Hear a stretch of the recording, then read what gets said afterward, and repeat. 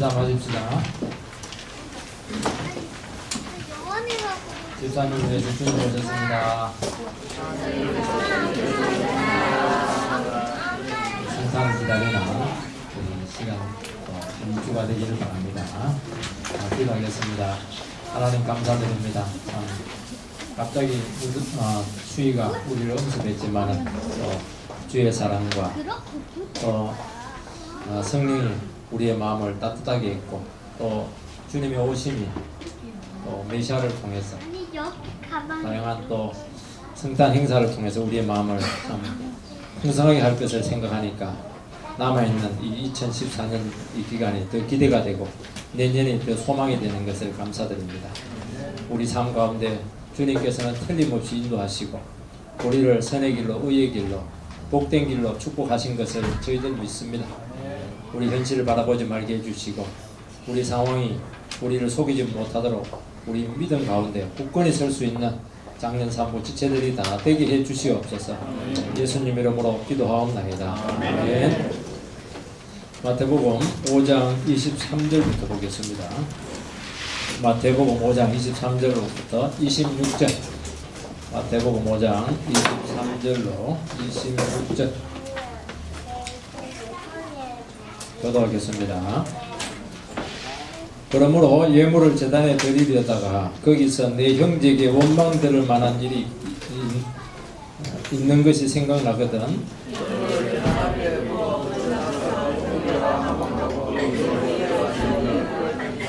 너를 고발하는 자와 함께 길에 있을 때 급히 사화하라.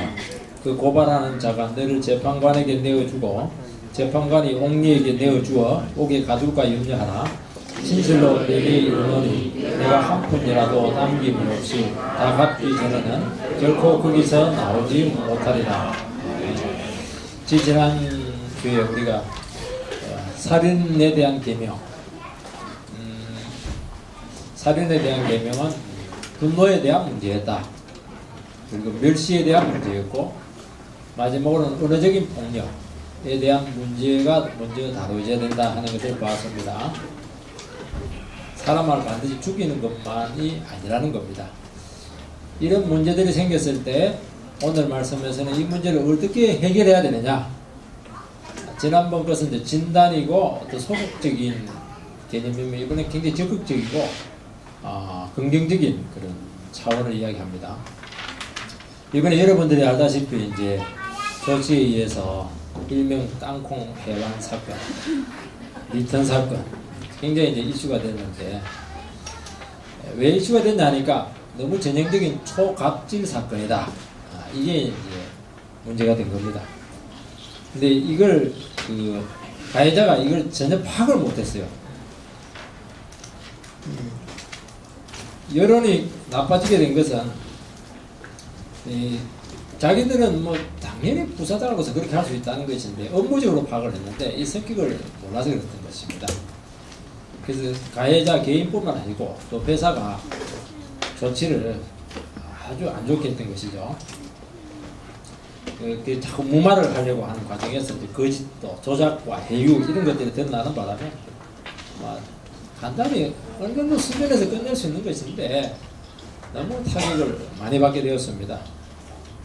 빨리 잘못 인정하고 용서를 구하고 직위 해제하고 언론의 조치를 취했으면 이렇게 나가지는 않았을 것인데 회사 전체가 지금 막 이미지가 너무 큰 타격을 받게 되었습니다.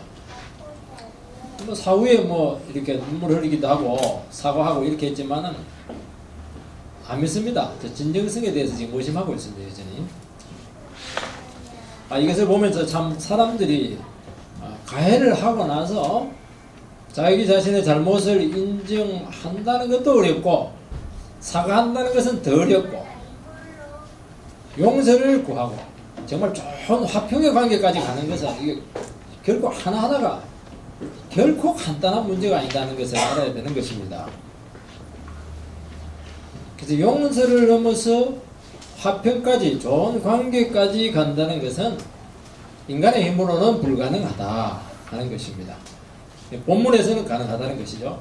용서를 구해야 되고 진정한 화평의 관계까지 나아가도록 적극적인 노력을 해라는 것입니다. 이게 뭐냐? 이게 하나님 나라가 실현되는 것이고 하나님의 진정한 의가 실현되는 것입니다. 이게 뭐냐니까 살인의 계명에 들어있는 대단히 적극적인 그런 계명의 정신이다 하는 것을 말씀하고 있는 것입니다. 첫 번째는 원망들을 만한 일을 행했을 때 어떻게 해야 되느냐 하는 문제입니다. 23절 4절 제가 다시 한번 읽어보겠습니다. 그러므로 예물을 제단에 드리려다가 거기서 네 형제들에게 원망들을 만한 일이 있는 것이 생각나거든 예물을 제단 앞에 두고 먼저 가서 형제와 화목하고 그 후에 와서 예물을 드리라. 지난번에 얘기한 것처럼 살인의 계명을 해석을 할 때 분노의 문제다.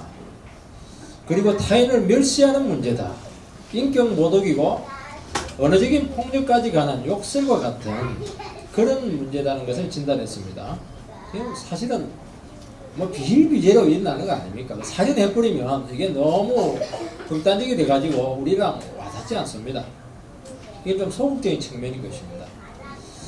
단지 이런 행위나 태도를 취하지 않는 것만으로 율법의 정신이 구현되었느냐? 그게 아니라는 겁니다. 적극적으로 용서를 구하고 화해를 위해서 최선의 노력을 기울여라 하는 것입니다. 왜 이게 어렵냐니까 너무 어렵고 힘든 과정이기 때문에 특별히 성경에서 요구를 하고 있는 것입니다. 예물을 제단에 드리려다가 거기서 내 형제에게 원망 들을 만한 일이 생각나거든. 예물을 제단에 드리고 있습니다. 자기 죄를 속하기 위해서 그런 거 아닙니까? 가장 은혜스러운 때인 것입니다. 이때 자신의 허물과 잘못이 드러나고 생각날 때가 참 많다는 것입니다. 우리의 허물이 언제 가장 많이 드러나느냐? 부부싸움 할 때는 막 상대방의 허물이 엄청나게 드러나는데요. 그거는 그러면 안 됩니다. 예배 자리를 나올 때 하나님 앞에 서면 내 허물이고 내 잘못이고 참 원망들을 걸리는 것들이 마음에 걸리는 것들이 너무 많다는 겁니다. 이 부부싸움 하고 나서 이제 씩씩거리고 예배 자리로 나왔다고 생각을 해보시기 바랍니다. 예배를 드리는 중에 내가 예배 마치고 와서 내 못해준 말 내가 그냥 몇 배로 갚아주겠다, 다한 것 이상으로 해주겠다 하는데 예배를 드리니까 내 허물이 자꾸 생각이 나는 겁니다. 이것은 은혜입니다. 이게 생각이 나는 겁니다. 자식에게 폭언을 한 것이 너무 마음이 괴로운 것입니다. 회사 동료와 한판 부리고 예배에 딱 왔는데 물론 동료가 훨씬 더 잘못했죠. 그런데도 내가 하는 그 말이 막 생각이 나는 겁니다. 마음에 걸리는 것입니다. 그래서 이 기회를 결코 소홀히 여기지 말라 하는 것입니다. 이 자기가 한 허물과 잘못 때문에 동료가 잔뜩 화가 나 있는 그 얼굴을 생각하게 될 때 어떻게 해야 되느냐 하는 것입니다. 이때 형제나 동료가 평화를 찾고 안정을 되찾는 것이 너무나 중요한 일이라는 것입니다. 그래서 둘 사이에 깨어진 관계가 참으로 마음이 아파서 의식을 중단하고 성전에서 뛰어나와서 그 사람을 찾아가서 급히 화해를 하라는 것입니다. 이것 없이 뭐 제사 드리고 예배 드려봐야 소용이 없고 하나님 그거 예배 안 받으신다는 것입니다. 더 이해가 쉽도록 설명을 하면 결혼식을 합니다. 지금 세례를 받고 있습니다. 목사 안수를 받고 있습니다. 그런데 생각이 난 겁니다. 그 자리를 박차고 일어나서 그 사람을 찾아가서 화해를 해야 된다는 것입니다. 유대인들이 말 성전에서 갈릴리까지 가려면 얼마나 멀겠습니까? 그리 해라는 겁니다. 그럼 한 길을 다시 가서 화해하고 다시 와서 예배를 드리라는 것입니다. 그래서 의식이나 예배보다 사랑과 화해가 훨씬 더 중요하다는 것입니다. 그래서 상대방과의 화해를 위해서 거룩한 의식을 중단할 수 있어야 되는 것입니다. 혹시 지금 이 시간 생각나거든 벌떡 일어나서 화해를 하고 오셔도 괜찮습니다. 하나님께서는 제사보다는 인내를, 순종을 더 낫다고 말씀합니다. 그래서 그 가장 거룩한 예배를 드림으로써 자신의 잘못을 보상하려고 하는 그런 종교적인 위선을 행하지 말라는 겁니다. 사람들이 이런 생각을 합니다. 내가 잘못을 구하더라도 상대가 용서해주지 않으면 어떻게 하나. 그러니까 자꾸 안 되는 거, 머뭇거리게 된다는 것이죠. 마음에 걸리는 것이 있으면 어떻게 하든지 즉시 신속하게 해결을 하라는 것입니다. 노력을 하고 나서 그 결과는 하나님이 책임을 지신다는 것입니다. 우리 결과까지 책임을 지려고 하니까 문제가 되는데 결과는 내 상황, 내 소관이 아니라는 것이죠. 해라 이렇게 하면 돼요. 그러면 결과는 하나님께서 해주신다는 것입니다. 뭐 내 생각대로 안 돼도 상관이 없다는 거예요. 이 서기관과 바리새인들이 잘못한 것이 무엇이냐면은 너무 의식적인 예배 행위를 거창하게 드리는 것입니다. 그 예배를 일단 드려버리면, 의식을 행해버리면 어떻게 되느냐? 하나님이 나를 받으셨다는 겁니다. 나의 모든 행위를 다 받으셨다는 것이 성립이 되는 것이고, 나는 어려운 사람이 됐기 때문에 상대방이 잘못한 것이 되는 것이죠. 그래서 상대방을 비난할 수 있고, 비판할 수 있고, 잘못 판단이 된다는 겁니다. 그렇게 하지 말라는 거예요. 그 전에 벌써 자기 잘못이 생각나면 인정하고, 화해하고, 오라는 것입니다. 그래서 실컷 잘못하고 욕심하고 나서 막 어떤 분들은요 교회 와가지고 그때만 너무 눈물 흘리면서 기도하면서 예배를 잘 들으세요. 그거 바리새인 예배입니다. 그거 가정하다는 것이죠. 위선이라는 겁니다. 그렇게 하지 말라는 것이죠. 제단에서 내려가야 된다는 것입니다. 마치 하나님이 자기를 받아주었다는 것으로 절대로 우월감을 가지지 말라는 것이죠. 피해자의 눈높이로 내려가야 돼. 눈높이 밑으로 내려가라는 것입니다. 이게 화해의 정신이라는 것입니다. 여기 보면 이제 어려운 말이 나오는데 어렵지는 않은데 내용은 좀 어렵습니다. 생각나거든. 이 생각나는 게 참 귀한 것이죠. 이 은혜입니다. 생각나는 게. 생각이 안 나요. 사람은 자기 당한 것은 생각이 잘 나는데요. 이 가해를 한 것에 대해서는 쉽게 잊어버립니다. 생각이 잘 안 납니다. 잘못한 것은. 그 생각을 하지 않으려고 합니다. 왜냐하면 피곤하니까. 자존심이 상하니까. 내가 그런 태도를 보인 데는 다 이유가 있다. 나름대로 합리화를 다 해놓았기 때문입니다. 그래서 사람들은 아니 객관적으로 봐도 잘못이 분명한데도 불구하고 자기 잘못을 잘 시인하지 못해요. 어떤 사람은 잘못했습니다. 얘기해 주는데도 불구하고 받아들이지 못하시는 분들이 많은 것입니다. 그것은 미련한 것이죠. 이 생각이 난다는 것은 단지 생각이 스쳐 지나간다는 것이 아니죠. 그 상황을 다시 재정립하고 막 되새김으로써 미처 내가 알지 못하거나 파악하지 못했던 것이 눈에 들어오는 것입니다. 전체적인 상황이 새롭게 그려지는 것을 생각한다는 거 말하고 있는 것입니다. 이때 이제 무슨 생각이 드느냐? 아, 내가 알고 있던 생각이 틀릴 수 있구나. 이 사람 입장에 보니까 다른 그림이 그려지는구나. 이게 생각을 하는 것입니다. 이런 생각이요, 일시적으로 일어날 수도 있는데, 일시적으로 일어나는 거는 오래 가지 못하고, 내가 잘못했습니다. 용서를 구하는 자리까지 못 간다는 것입니다. 어떤 경우는 막 양심이 너무 괴로워가지고, 막 급히 용서를 구했다. 나중에 막 후회를 합니다. 그 일시적으로 생각한 것이죠. 그거는 말하지 못한 것입니다. 자신의 잘못을 시인하고 용서를 구하고 화해를 하기 위해서 노력하는 자리까지 가야 된다. 이것이 대단히 적극적인 행위라는 것입니다. 그럼 어느 정도까지 노력을 해야 되느냐? 피해자가 그 용서의 그 진정성, 진실성을 인정을 하고 수용을 해줘야 되는 것입니다. 이게 뭐냐니까 노력을 한 것입니다. 잘못했습니다 해놓고 나서 상대방은 전혀 받아주지 않았는데도 불구하고 자기가 하는 것은 이것은 노력한 게 아니죠. 할라 하다 만 겁니다. 이게. 이 서론에서 말한 이 땅콩 회항 사건을 다시 생각해 보시기 바랍니다. 직권을 이용해서 너무 심한 모욕이나 또 거친 언어적인 은사를 했고 심지어 폭력성까지 보인 사건 아닙니까? 가해자나 회사 측은 부사장으로서 얼마든지 할 수 있는 사안이라는 것이고 그런 논리로 무마하려고 했고 어느 정도의 보상하고 끝내리겠던 것입니다. 실제 피해자에게 거짓 자수를 하도록 요구를 했습니다. 그렇게 한다고 해서 피해자의 억울함이 해소되지 않는다는 것입니다. 그냥 열등한 위치에 있기 때문에 참는 것이지 해결이 된 것은 아니라는 것이죠. 그건 언젠가는 문제가 될 수 있는 것입니다. 그럴수록 사회적인 여론과 피해자의 반격은 아주 심했습니다. 혼자서 막 그 회사를 향해서 싸우고 있지 않습니까? 얼마나 고통이 터졌는지 말입니다. 이것을 보면 가해자가 얼마나 이 문제를 안일하게 생각했으며 그 행위가 상대방에게 깊은 아픔을 주고 있는가에 대해서 전혀 모르고 있는 것입니다. 이걸 자꾸 소통의 문제로 보는데요. 이게 소통의 문제가 아닌 것입니다. 뭘 모르고 있는 거예요, 이게. 이것은 자기 잘못이 생각난 것이 아니고 여전히 우월감에 빠져있는 행위라는 것입니다. 여러분, 용서라고 하는 것은 자신의 기준에서 하는 것이 아니고 피해자의 입장에서 하는 것이 용서인 것입니다.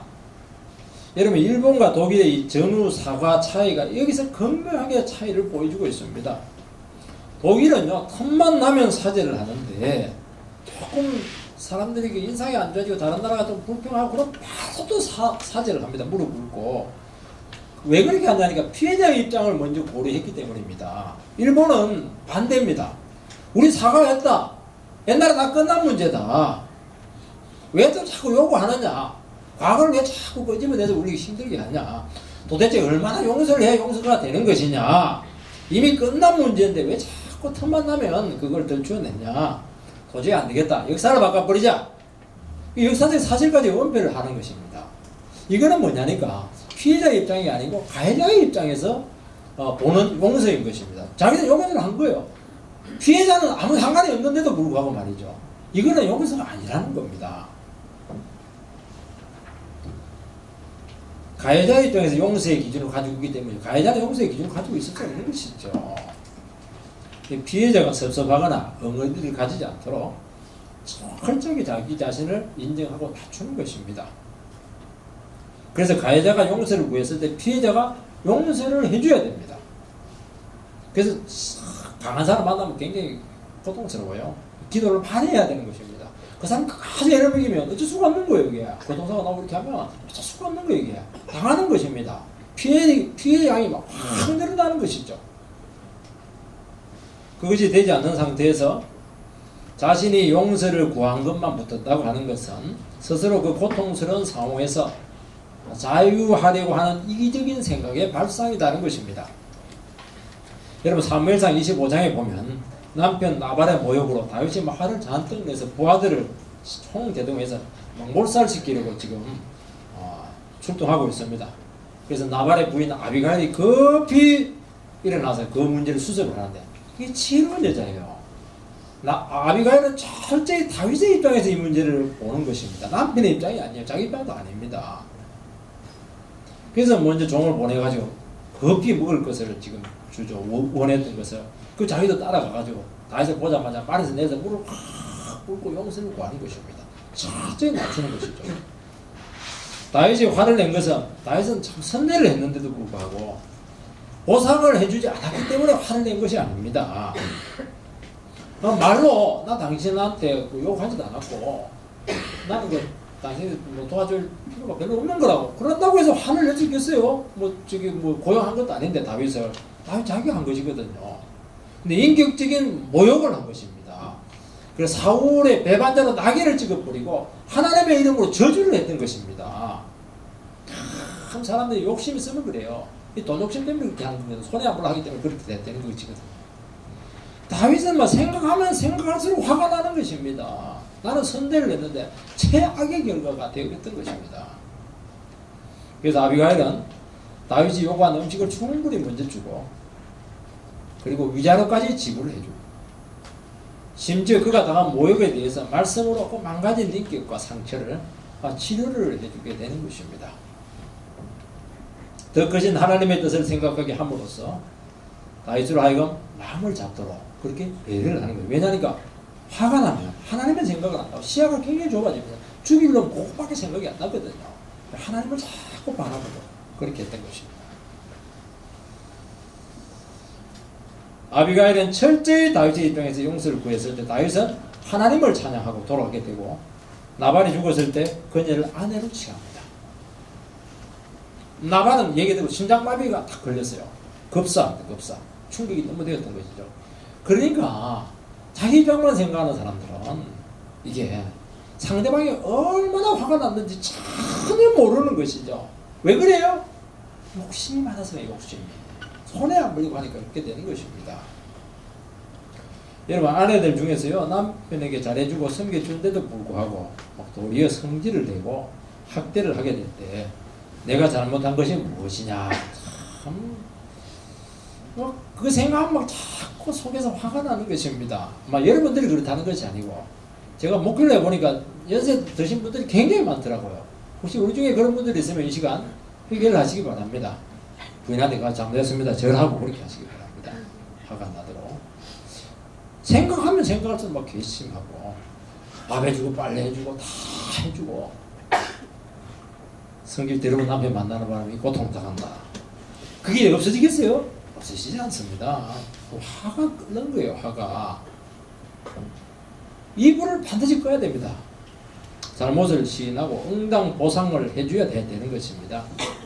다이아몬드를 사주든지 보상을 해줘야 돼요.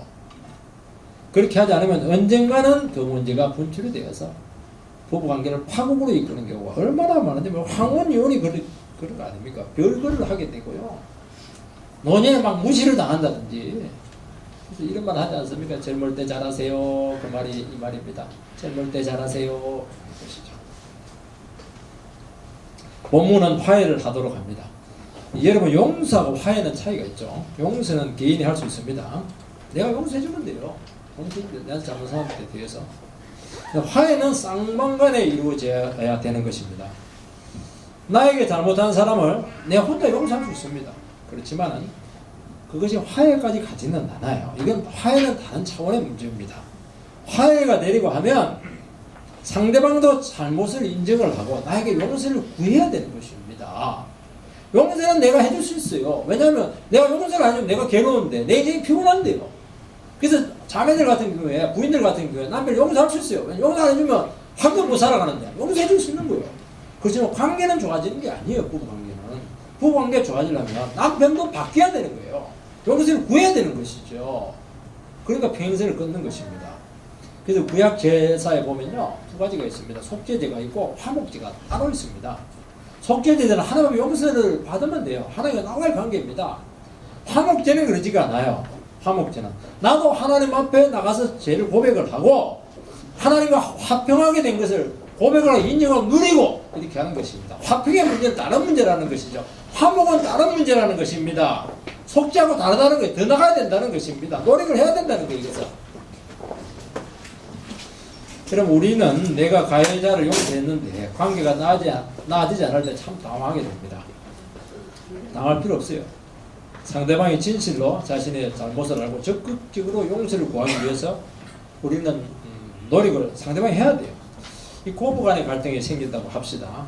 부부 간의 갈등도 있어요. 동료들 간의 갈등이 생길 때 참 너무 힘이 들어요. 사랑하는 사람들인데 무시할 수도 없고 도망가서 살 수도 없고 말이죠. 이미 문제가 터졌다고 하는 것은 오래된 문제고 수많은 원한들을 주고받은 관계이지 않습니까? 근데 이 문제에 대해서는 제3자가 개입할 수가 없습니다. 부부간의 문제, 고부간의 문제 3자가 개입 못해요.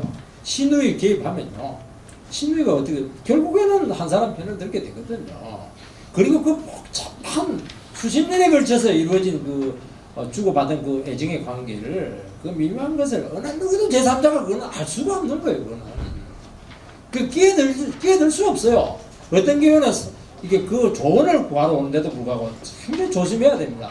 거의 말 안 하는 게 좋아요. 당사자가 해결할 수밖에 없는 문제죠. 쉽지 않은 것이죠. 내가 한쪽에서 용서한다고 해서 관계가 좋아지지 않기 때문이고 상대방도 잘못을 인정해야 됩니다. 용서, 화해는 다른 문제다. 그래서 대개는 어떻게 되느냐, 어느 수준에서 화해하고 공존합니다. 그러지 않으면 도무지 안 되면 헤어져 버립니다. 완전한 화해와 관계가 안 되는 경우가 이 세상의 대부분이에요. 이게 인생이지. 이게 대부분 우리 사회에서 이루어지는 거 아닙니까? 이게 같이 있어요. 직장에 같이 있습니다. 같이 집안에 살고 있지만은 관계가 너 평행선이야. 평행선이야. 적당한 선에서 화해하는 것이죠. 파국 정도 안 갈 정도에서 이렇게 유지해서 살아갑니다. 사랑은 없어요. 이때 어떻게 되느냐, 욕심을 내지 마시기 바랍니다. 너무 오래되었고 고질적인 문제이기 때문에 쉽게 책임을 지려고 하다가 그 관계가 악화되는 경우가 많습니다. 호흡을 길게 하고 인간적인 사랑이나 정으로 접근하지 않도록, 이것은 주님이 개입해야 될 문제인 것입니다. 그리고 내 자신이 주님 앞에서 그 영혼을 더 깊이 이해하고 용서하는 이것을 배워나가야 돼요. 우리 상대방이 자꾸 변하기 욕을 하는데 그렇게 하지 마시고, 내가 그 영혼에 대해서 깊이 이해하는 인간론적인 그런 신학이 더 깊어져야 되는 것이죠. 주님께서는 화목한 관계, 따뜻한 신뢰의 관계, 의심이나 의혹이 없는 관계로 나아가도록 요구하고 있습니다. 이것이 되려면 자기 자신 안에 먼저 진정한 하나님의 평화를 갈망하는 마음이 있어야 되고, 무엇보다 자기 자신 안에 가해자와 피해자에 대한 진정한 사랑과 용서의 마음을 항상 품고 있어야 됩니다. 이것은 놓치면 안 돼요. 이 생각이 얼마나 중요한지 몰라요. 그 영혼에 대해서 불쌍한 마음을 가지고 있어야 되는 것입니다. 이것은 인간의 힘으로 되지 않지만 하나님이 역사할 수 있도록 내 자신 쪽에서는 얼마든지 마음을 열고 이 화해하고 싶어하는 이 갈망을 간직하고 있어야 되는 것이, 좋지 않은 건 다 문제고 해결되는 것은 하나님의 문제인 것입니다. 특히 화해하지 않았을 때 자기 자신뿐만 아니라 그 주위에 광범위한 아픔을 가져오기 때문에 그것을 느끼고 아파하면서 기도하게 되는데, 이런 자세 이상일 수가 없는 것이죠. 그래서 우리 쪽에서 할 수 있는 노력을 기울이게 될 때 적절한 길을 찾을 수가 있다 하는 것을 말씀하고, 그 마음을 가지고 가져 나갈 때 주님께서 반드시 역사를 하신다는 것입니다. 그걸 우리 믿으셔야 돼요. 이게 하나님 나라가 임하는 거거든요. 하나님 나라는 내 힘으로 임하는 것이 아닙니다. 내가 믿음으로 그 상황 가운데 개입하고 헌신하게 될 때 하나님께서 그 문제를 실제로 오셔서 해결자가 되신다는 것이 무엇이냐니까 하나님 나라가 임하는 원리다는 것을 말씀하고 있는 것입니다. 두 번째는 절대로 소송까지 가기 전에 먼저 사화를 해야 된다. 화해를 해야 된다는 것입니다. 25절 6절 보면 너를 고발하는 자와 함께 길에 있을 때 급히 사화하라. 그 고발하는 자가 너를 재판관에게 내어주고 재판관이 옥리에게 내어주어 옥에 가둘까 염려하라. 진실로 네게 이르노니 네가 한 푼이라도 남김이 없이 다 갚기 전에는 결코 거기서 나오지 못하리라. 이 고소고발이지 않습니까? 법정이죠. 요지는 법정까지 가지 않도록 그 전에 조치를 취하라는 것입니다. 급히 사화하라. 법정까지 가게 되면 조금 더 긍휼과 배려도 없기 때문에 법정까지 하면 무조건 당사자 다 피해자입니다. 여러분, 원수들이 우리의 행위에 대해서 법으로 처리하려고 할 때 어떻게 하느냐, 어려운 문제죠.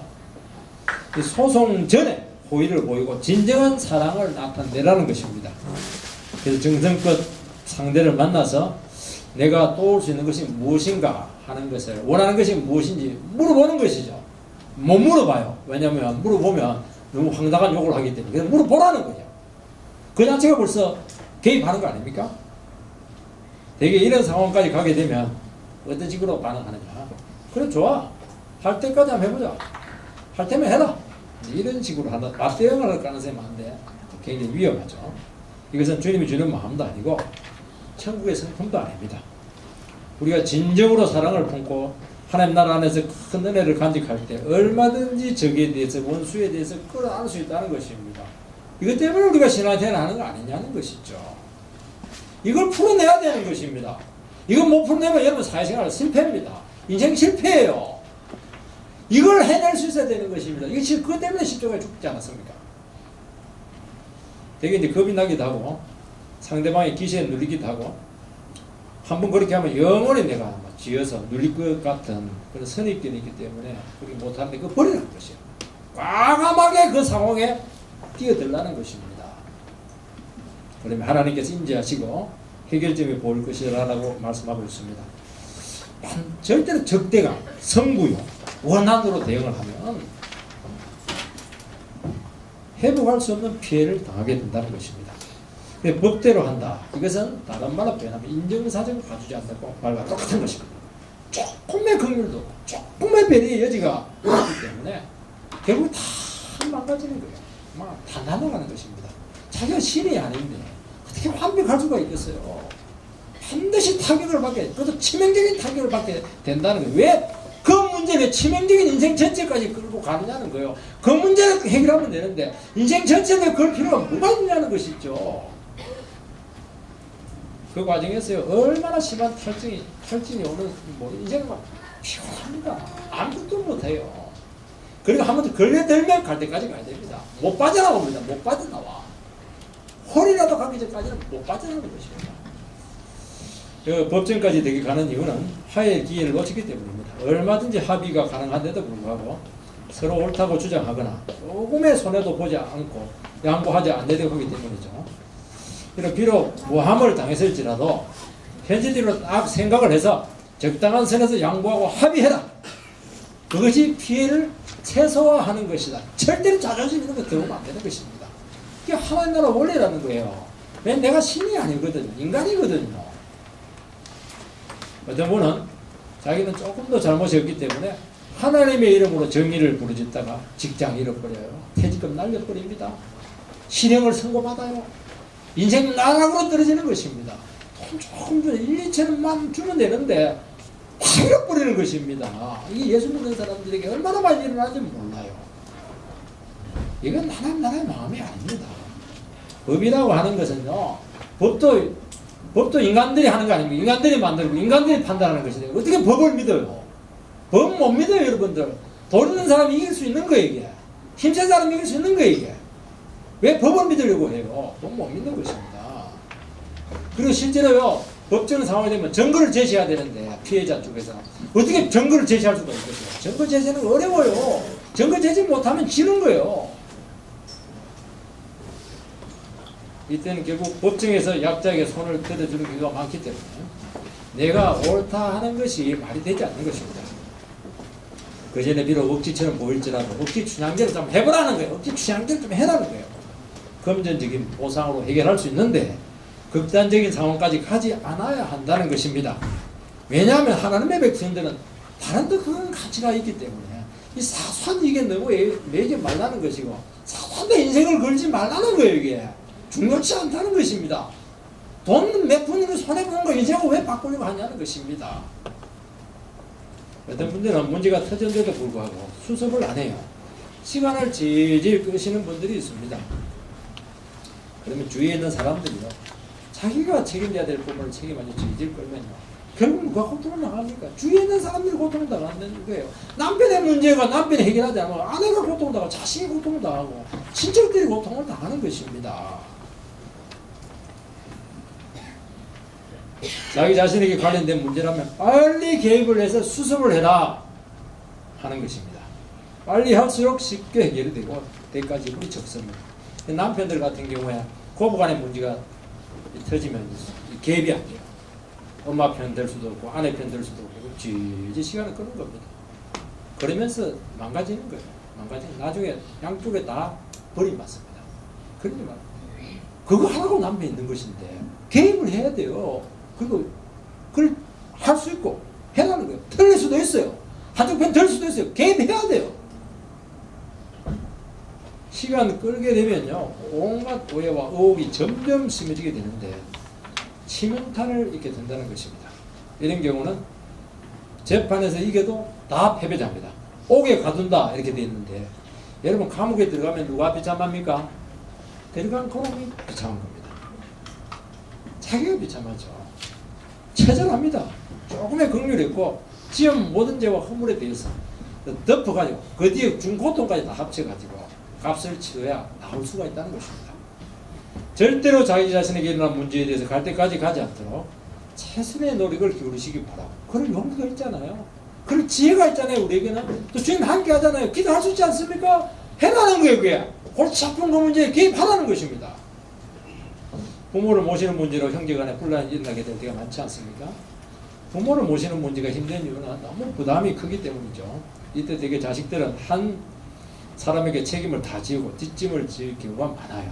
왜냐하면 긍휼을 보이면 나 쪽으로 또 부모님이 올 수 있기 때문에. 그 부모를 모신 쪽에서는 막 덤태기로 뒤집었을 가능성이 많아요. 그러니까 자꾸 불평이 나는 거예요. 불평이. 그래도 관심을 잘 보이지 않게 되는데 그렇게 되면 관심 보이면 이제 나한테 부담이 오기 때문이죠. 그러면 반드시 두 가지 결과밖에 나오지 않습니다. 부모가 버림받든지 형제 간의 원수가 되든지 둘 중에 하나밖에 없는 거예요. 둘 다 악한 거예요. 굉장히 악한 거 있구나.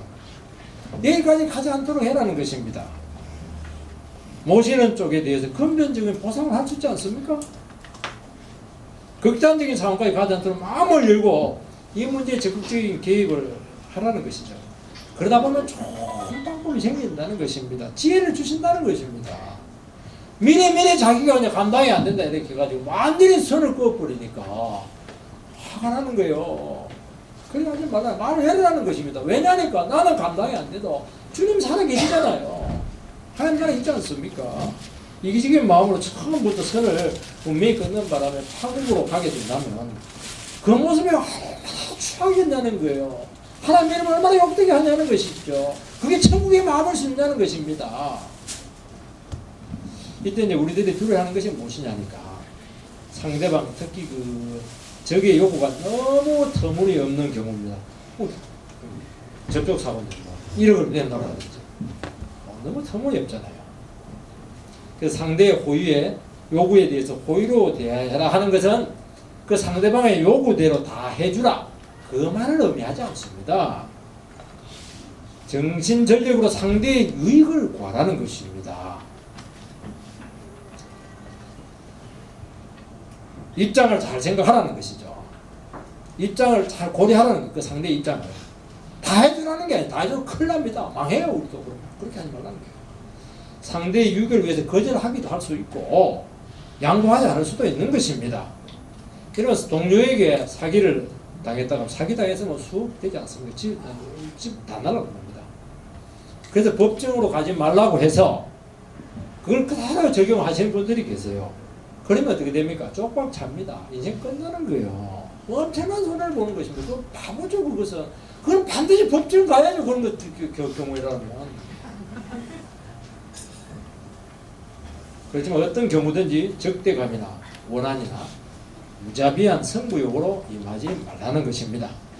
상대의 유익을 위해서 내가 희생하고 손해를 보는 것이 지혜롭다. 그것을 감수할 준비가 되어 있어야 된다 하는 것입니다. 이것이 상대방이 내가 가진 하나님 나라 속성 안으로 들어올 수 있는 여지를 제공하는 것입니다. 참 마음 열기가 어려운 것 같아요. 불신해서 그렇거든요. 불신. 신뢰가 중요한 것 같아요.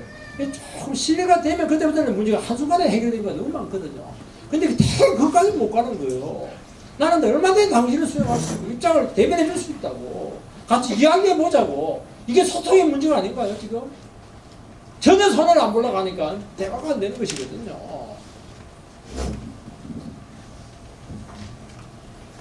끝까지 하나님께서 역사하실 것을 의지해야 됩니다. 사건의 결과는 절대로 결정적이지 않습니다. 우리는 자꾸 사건의 결과가 내 중심으로 되기를 원하기 때문에 그렇게 되는데 그거는 중요치 않아요. 해보세요. 그거 안 중요한 겁니다. 그거. 중요한 것은 내가 하나님 나라 안에 있고 내 마음이 천국의 성품을 강조하고 있는 한에서는 하나님께서 반드시 믿음으로 임했을 때 책임을 지시고 함께 하신다는 것입니다. 믿으시기 바랍니다. 이걸 해내야 신앙이 또 자라요. 신앙이 현실적인 전목성을 가지게 되는 것입니다. 이렇게 해야 사회생활을 해내고 이렇게 해야 가정을 세워나가지 교회를 책임져 나가고 이렇게 하지. 어려움이 생겨버리면 다 뒷짐지고 있고 손에 안 보려고 하고 마음 닫고 있고 그 인간을 어디서 써먹을 수 있겠어요. 그건 하나님 나라에 필요 없는 사람이라는 거예요. 그 기회를 놓치는 사람은요 축복을 놓치는 것입니다. 고민하세요. 피곤하세요. 잠 못 자세요. 그게 신앙이죠. 그게 신앙. 그때 우리들은 사랑 안에서 책임 있는 판단과 결정을 내릴 수 있게 되고 리더십을 가지게 되는 것이고 이게 리더십 아니에요. 좀 내면에서 공부하는 것이 우는 거예요. 사형 당할 줄 알고 왕 앞에서 우는 거예요. 살아가는 게 원해죠. 원해. 하나님 함께 하는 거 아닙니까? 그렇게 해서 이 문제는 다 해결해내라는 거예요. 할 수 있다는 거예요. 그러니까 되기를 축복드립니다. 네. 오늘 기도 한번 하도록 하겠습니다. 참 이 어려운 문제입니다. 설교는 쉬울지 모르겠지만 참 용서하고 화해하고 정말 도망가고 싶죠. 그걸 보면 파에는 그냥 침 뱉고 싶은데 그런 마음 그렇게 좋지 못해요. 우리가 다 교만해서 그렇습니다. 자존심이 살아있어 그렇게 하는 거거든요. 우리에게 주어진 이 상황들을 우리가 정말 하나님 나라 시각에서 정말 천국의 성품을 가지고 잘 임해서 정말 아름다운 결과를 이루게 될 때 그곳에 하나님의 나라가 임한다고 말씀하고 있거든요. 우리 그런 은혜를 위해서 한 목소리로 통성으로 기도하겠습니다.